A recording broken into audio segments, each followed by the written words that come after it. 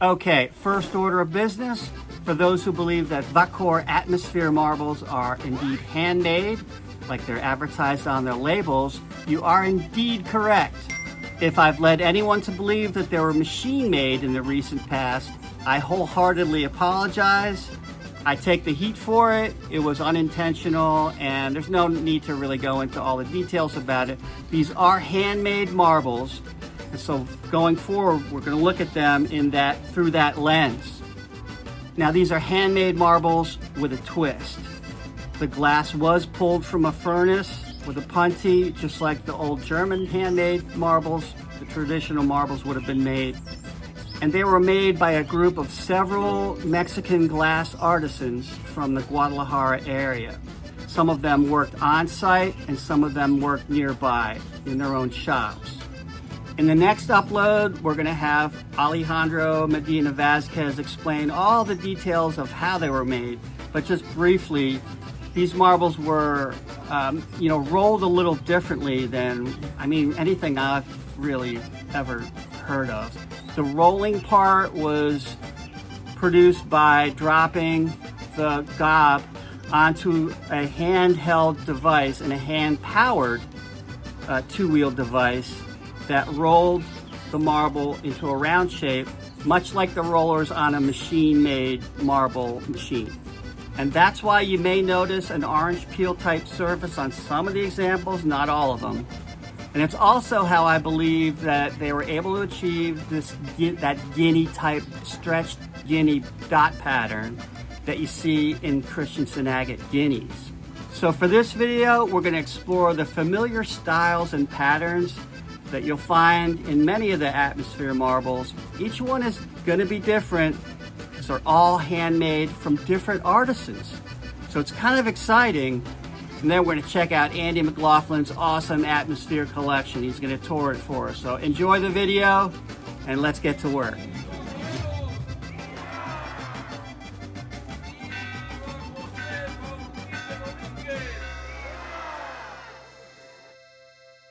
Lots to unpack here, especially with the concept of a machine-made marbles company collaborating with a team of handmade glass artisans to make a custom line of marbles. Correct me if I'm wrong, but this would have been the first and only time in glass marbles history that such a joint venture had occurred. This project only lasted a year or two, so for collectors there will always likely be a bottleneck when it comes to supply and demand. A machine-made factory could have made more marbles in one day than the Vacor artisans would have produced during the entire lifespan of the Atmosphere era. So, knowing the way these marbles were rounded, it's kind of fun inspecting them.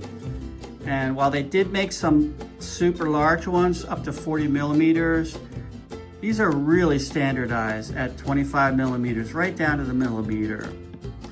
And you're not going to find any pontils on them, but occasionally you'll notice little crease lines, like there's one right in here. And they might have been from where they were cut. Here's another crease line right in here. You can see that. These rounding hand tools they were using did an outstanding job of keeping these marbles spherical. As collectors, the first thing we like to try to do is to organize our marbles into groups that make sense to us, either by style or structure. So Andy McLaughlin and I have made an attempt to do so with some of the more notable types of atmospheres that you're likely to bump into if you collect them. The first and perhaps the most familiar style would be the barrel core pattern types. These marbles are easy to recognize with the decorative swirls here resembling a barrel shape. The slow swirl patterns here usually twist counterclockwise from pole to pole, and if you look closely you can see that the glass is clear on the inside of the barrel. These colors are all opaque, and the ones with the bright white swirls accompanied by another color resemble those tasty soft ice cream cone swirls from your favorite ice cream parlor. One typical detail for the Atmosphere types with the barrel pattern is you'll have on one end of the pattern you'll have a widow's peak that just comes right up to the edge of the surface of the marble here. So that would be one end, and on the other end, it's melted over. Here's another example. So this is a melted over side, and there's the barrel, and on this side, it just comes to a little point right there. Sí, yo también. A lot less common would be these spiral type patterns that show up to look a lot more like acro corkscrews, where the swirls reach further out towards the surface of the marble. And one variant of the spiral patterns resembles a coiled up spring that is often offset from the center of the marble. I don't have a large sample size to work with, but the ones I've seen feature alternating spirals of two different colors, winding and cranking their way through the marble. Here's a very general group that shows one slow, simple turn of the glass that sometimes forms an ocean wave appearance or a vaguely C-shaped pattern. Usually just one or two colors with these. The atmosphere guinea pattern. These are some of the most sought after out of all the atmospheres, and they spotlight the evidence of their unique hand rounding tool process. I've seen some of these guinea types with up to 10 different colors, super festive marbles. So Vacor supplied their artisans with plenty of crushed glass to work with, and the result was a strange case of glass convergent evolution, as many of these marbles resemble giant Christensen agate guineas. Here we have two guineas here on the left, produced in the 1920s, and I don't know, 80 years later, these atmosphere guineas make their debut. And I rather think the atmosphere artisans had never seen a Christensen guinea before, but Vacor had been producing melted frit glass in their machine-made marbles previous to this. And if we dip into the guinea types a little further, we'll notice some that show a more leopard print pattern, where the frit glass was melted a little hotter, resulting in a more delicate, elegant pattern, often with a more stretched appearance. I would think that when the guinea pattern shows up internally, it would have had to have been a two-stage process in returning to the furnace for the clear outer glass stage. And here's a finely crushed frit glass example, resulting in a super detailed, tight-knit design. This is a more modeled type, where the guinea materials used appear to be made from transparent frit glass chunks, resulting in a sleek, glittering, sequined look. Alejandro stated that Vacor was producing stained glass items at the time, and these may have been made with cutoffs from that production line. Other materials that show in certain atmospheres included goldstone, aventurine, a chalky lime type ingredient, and they even experimented with dichroic glass. Remember, we're working with handmaids here, so anything and everything is possible. Which brings up another topic of possible reproductions, because when a certain marble model gets collectible, you can almost always expect them to be inevitably faked, so be a little careful collecting these. On screen are examples of the roiling, boiling textures you might come across if you're lucky, because they are pretty badass. Handmaids, yes, but not nearly as intricate or refined as most contemporary glass marble artisans. All right, we're here with Andy McLaughlin, the author of For the Love of Vacor, excellent hardcover book, your one-stop resource for Vacor De Mexico marbles. Andy, I am psyched to check out your collection of atmospheres. So if you wouldn't mind giving us a small tour of what you've collected, because I've seen the photos, they're insane. Okay, here we go. I'll try to reverse this camera here. So check it out, ladies and gents. There's a furnace You've got brick, about Lux, 25 to 30 of these. lots of two colors, cyclone swirls, these internal guineas, external guineas. Now those, you gotta stop right there with those 3 in a row. Oh, aren't they something? That's insane. Yeah, man. Wow. Look at this stuff, huh? Yeah, So let me those are spin these guys around. Look at this. This guy's got blue external guinea spots that are smoothed out on the surface, but an internal core of solid yellow. And here's a red guinea, like orangish red, that gets into real tiny spots. And then he's got internal core of lime green, yellow, and white. And then the other side is a leopard, unbelievable blue, external guinea spots. Melted leopard print. Yeah, this guy is like a solid core, sunken in the center with black, kind of grayish spots, red spots, and then these fantastic black outlined white spots.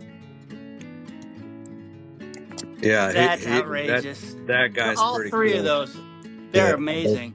And that's all melted right at the surface there, those guinea dots. These two are, this guy's internal dots on a sunken core type thing that's under all the clear glass. You know, and there's some other guinea, like here's another one of those. See, down in the center core is some near translucent yellow.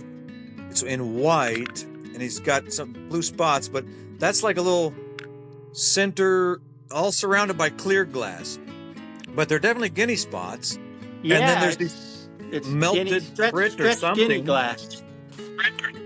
And then this guy's highly unusual for atmosphere. It's like an auger corkscrew almost, like an acro, but it's got a double color, like kind of off yellow with orange. This guy's got 3 colors. He's a spiral with purple. Oh, there's some more. See the purple guinea spots in that guy? It's sunken down in there.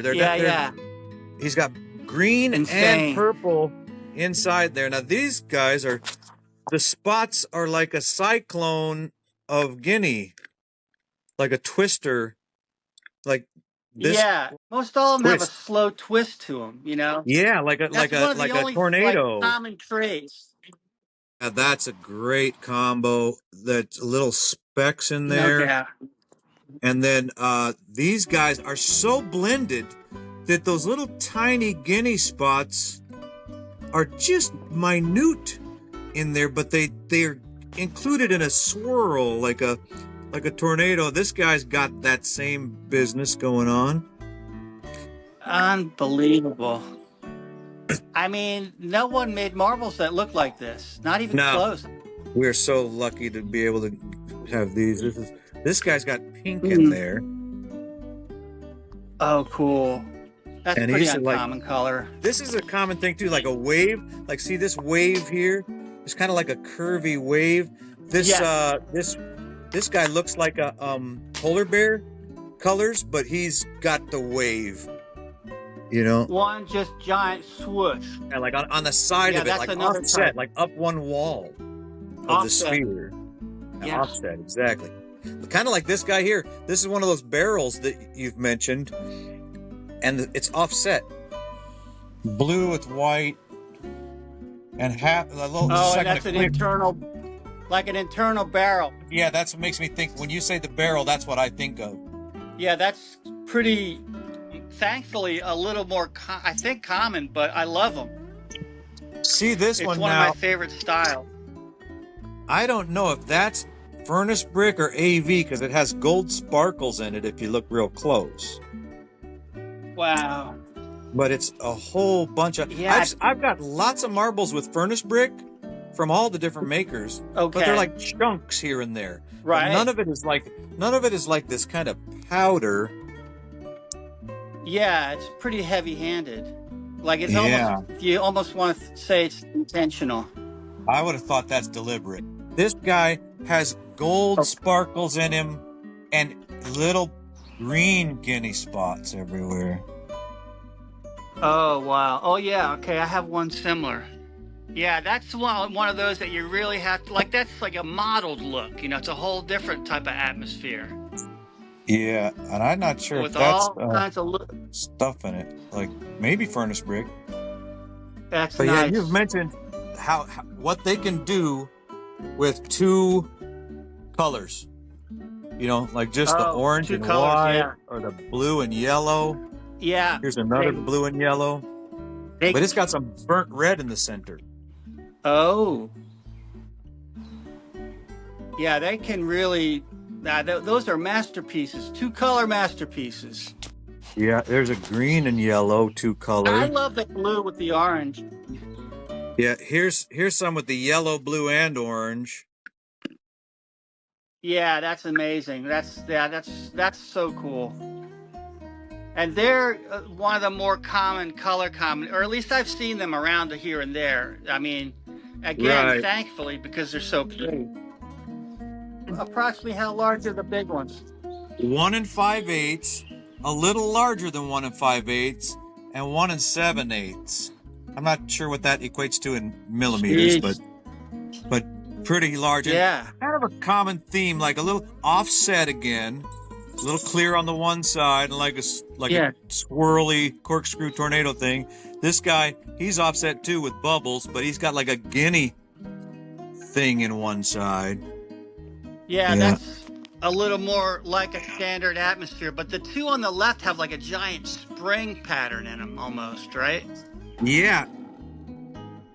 You could look down through the center of the core of it. Yeah, and this guy too, you can look down through the middle of him. Oh, baby blue with dark blue and white up there on the top. Oh, up here, this guy? They're all pretty. Yeah, he's got his own, that's a nice wave kind of thing. Another one of those side waves with a big hollow spot in the side. Yes. Yeah. Yeah, giant wave, right? This guy's got all sorts of business going on in there with different colors.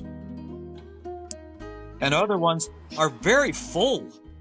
Like just so full of swirls that it's almost a complete full marble.